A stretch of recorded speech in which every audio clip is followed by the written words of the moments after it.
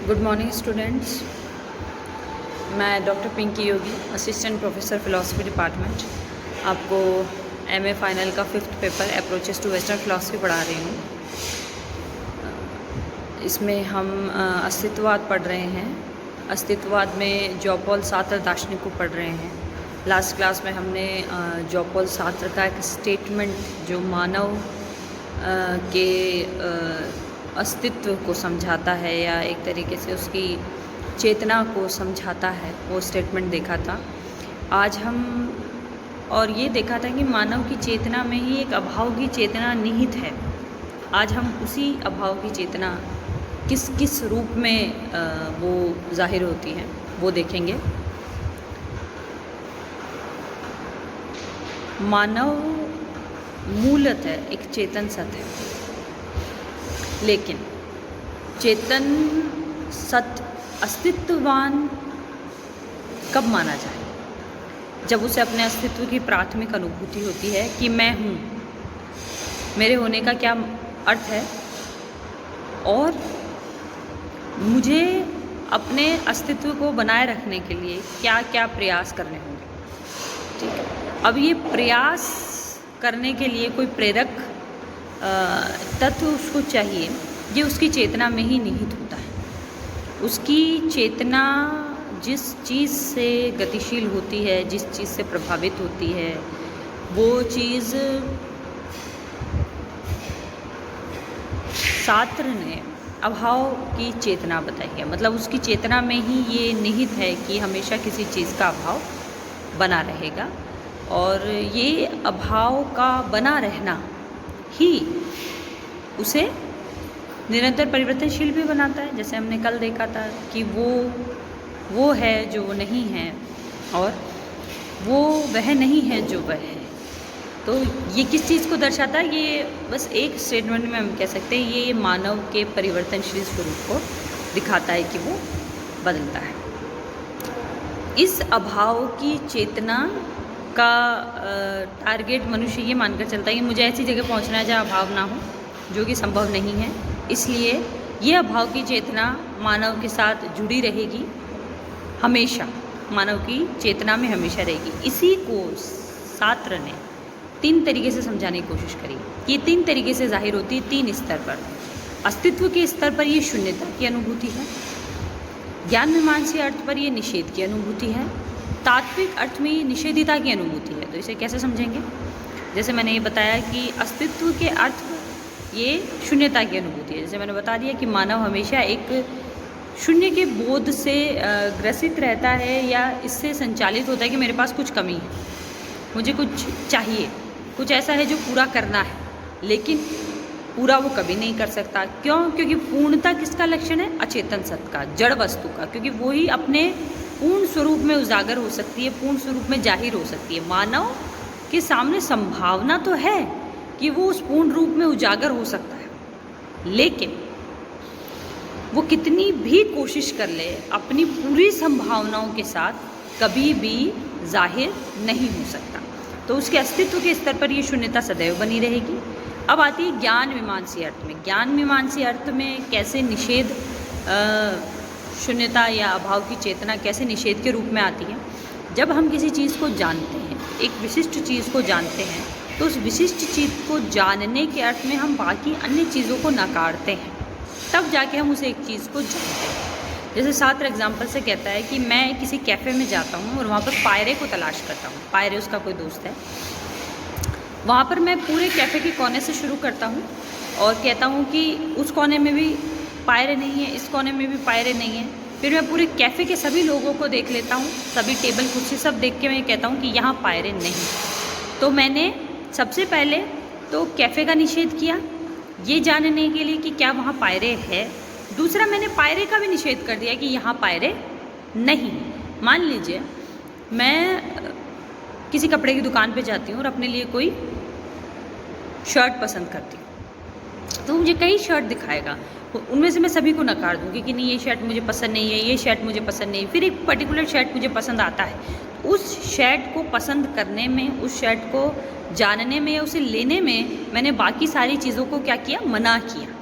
तो वो ये कहता है कि ज्ञान मीमांसी अर्थ में हम तभी कुछ जान पाते हैं जब हम किन्हीं अन्य चीज़ों को नकार देते। तो किसी एक चीज़ का जानना बाकी अन्य चीज़ों के न जानने पर या उन्हें नहीं जानने की इच्छा दिखाने पर निहित होता है। अब तात्विक स्तर पर निषेधिता क्या है? तात्विक स्तर पर भी तो अभाव की चेतना अपने आप को उजागर करती है। तो वो कहते हैं कि तात्विक स्तर पर निषेधिता शब्द उसने काम में लिया है, ये इस तरह उजागर होती है कि निषेधिता टर्म को उसने अचेतन सत्य के लिए काम में लिया है। ठीक है, अचेतन सत्य अपने आप में अपने लिए कुछ नहीं है।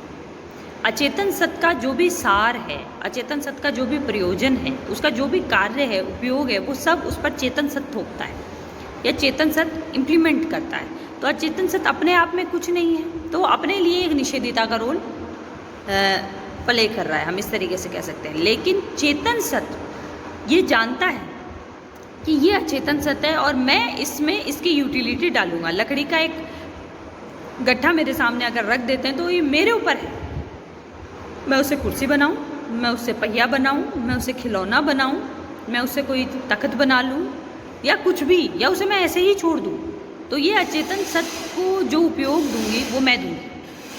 और मुझे इस बात का भी ध्यान रहेगा कि मुझ में और अचेतन सत्य में फ़र्क है, मैं विशिष्ट हूँ। क्यों? क्योंकि अपने लिए कुछ भी संभावना या अपने लिए कोई भी कार्य, अपने लिए कोई भी उपयोग मैं तय करूँगी, मेरे लिए कोई और तय नहीं करेगा। और अगर मेरे लिए कोई और तय करता है और मैं उसको स्वीकार कर लेती हूँ तो मैं अपने चेतन स्तर से गिर के अचेतन स्तर पे आती हूँ। और शास्त्र कहता है कि बहुत सारे लोग ऐसा करते हैं। एक भारतीय दार्शनिक रहे हैं यशदेव शल्य, वो तो ये कहता है कि 90% लोग एक ऐसा ही जीवन जीते हैं जो एक स्खलित जीवन होता है। एक अचेतन स्तर का जीवन व्यक्ति, एक मशीनी जीवन व्यक्ति जीता है, जहाँ उसके लिए कार्य का, उसके लिए उद्देश्य का, उसके लिए लक्ष्य का निर्धारण भी अन्य लोग कर देते हैं। तो वो अपने लिए ना अपने लक्ष्य का निर्धारण कर पाता है, ना अपने जीवन के किसी विशिष्ट पहलू को तय कर पाता है, निर्णय नहीं ले पाता, वो उसके लिए निर्णय कोई और लेता है। अब ये जो निर्णय लेना है ये बहुत महत्वपूर्ण चीज़ है। आप निर्णय तभी ले पाएंगे जब आपको इस बात का पता होगा कि मैं स्वतंत्र हूँ, मैं अपने लिए निर्णय ले सकता हूँ। दूसरी बात, निर्णय लेने की प्रक्रिया में ही ये शामिल है कि ये सफल भी हो सकता है, ये असफल भी हो सकता है। तो एक एंजाइटी आपको घेरे रहती है, एक बेचैनी, एक व्याकुलता आपको, एक उद्वेग आपको घेरे रखता है कि क्या होगा। तो निर्णय लेना कोई बहुत आसान काम नहीं है। निर्णय लेना बहुत एक, मैं ये कहती हूँ, बहुत ही भारी जिम्मेदारी है। ये फिर छात्र की स्वतंत्रता से जुड़ता है कि छात्र कैसे स्वतंत्रता की और दायित्व की बात करते हैं, ये हम नेक्स्ट क्लास में देखेंगे। आज हमने ये देखा कि कैसे छात्र चेतना में अभाव की चेतना के बारे में बात करके कहता है कि वो 3 तरीके की होती है: अस्तित्वान स्तर पर शून्यता, ज्ञान मीमांसा स्तर पर निषेध और तात्विक स्तर पर अचेतन के लिए निषेधिता, कि वहाँ किसी चीज़ के लिए इनकार है। और इन सब से मिलकर मानव की चेतना संरचित होती है। एक बात और छात्र कहता है कि मानव की चेतना में हमेशा विषय होता है, मानव की चेतना विषय से रहित नहीं होती है। हाँ, मानव की चेतना और विषय अगर आप इन्हें वैचारिक स्तर पर चाहें तो अलग करके सोच सकते हैं। इन्हें जब अलग करते हैं तो जो शेष रहता है वो भी चेतना है। और किस चीज़ की चेतना है? किसी कमी की चेतना है। ठीक है, तो ये जो कमी की चेतना है, इसी के बारे में छात्र बात कहता है कि कितने तरीके से उजागर होती है और ये सदैव मानव के साथ बनी रहती है, उसके अस्तित्व को नए नए रूप देती है। मानव की चेतना में जो अभाव की चेतना है वो उसकी चेतना का निर्धारण भी करती है कि वो एक मशीनी रूप में कार्य करेगी या एक अस्तित्ववान अर्थ में कार्य करेगी या बहुत ही जड़ वस्तु की तरह कार्य करेगी कि वो उसका कोई इस्तेमाल ही नहीं करेगा। यहाँ पर छात्र जैसे मैंने पहले बताया था, ब्रेंटानो के प्रभाव में है। ब्रेंटानो एक फिलोसोफर हैं जो ये कहते हैं कि चेतना हमेशा विषय की तरफ उन्मुख होती है, हमेशा विषय की तरफ ही चलती है, विषय से अलग चेतना कुछ नहीं होती, केवल चेतना कुछ नहीं होती। जैसे शंकराचार्य शुद्ध चैतन्य की बात करते हैं तो वो कहते हैं शुद्ध चैतन्य जैसा कुछ होता ही नहीं है, चेतना हमेशा विषय की चेतना रहेगी। हाँ, अस्तित्ववान व्यक्ति को ये पता रहता है कि मुझे इस वस्तु की, इस विषय की चेतना है और ये चेतना मुझे है, मेरी चेतना में ये विषय है। वो अपनी चेतना और विषय दोनों को अलग करके वैचारिक स्तर पर, सिर्फ वैचारिक स्तर पर सोच सकता है। छात्र डेकार्ट के जो बहुत फेमस स्टेटमेंट आप सब जानते हैं, मैं सोचता हूँ मैं इसलिए मैं हूँ, इससे भी इत्तेफाक नहीं रखते। वो ये कहते हैं कि यहाँ पर मैं सोचता हूँ इसलिए मैं हूँ, तो ये इसलिए मैं हूँ किसी और वजह से है। तो कहते हैं कि नहीं, हमेशा अस्तित्व बाद में नहीं आता है, पहले अस्तित्व आता है, वैचारिक प्रक्रिया बाद में होती है। जबकि डेकार्ट कह रहा है कि वैचारिक प्रक्रिया बाद में है और अपने होने का अस्तित्व या अपने होने का पता बाद में है। सार्त्र कहते हैं कि अपने अस्तित्व की प्राथमिक अनुभूति से पहले मानव में कोई भी वैचारिक प्रक्रिया नहीं होती। तो ये अस्तित्व की प्राथमिक चेतना प्राक वैचारिक चेतना है। प्राक मतलब पहले, मतलब किसी भी तरीके के विचार से पहले की चेतना है कि मैं हूँ, अगर व्यक्ति को इसका बोध है तो। वरना अगर व्यक्ति को अपने होने का बोध नहीं है तो वो एक भीड़ है, समाज के बहुत सारे लोगों की तरह एक लोग है और उसी तरीके से संचालित होगा, कुछ अलग विशिष्ट नहीं करेगा। जैसा शेष समाज कर रहा है वैसा ही वो करेगा, उसे अपनी विशिष्टता का बोध नहीं होगा। जबकि सार्त्र का इस बात पर बहुत जोर है कि जो व्यक्ति अस्तित्ववान होगा उसे अपनी विशिष्टता का बोध होगा।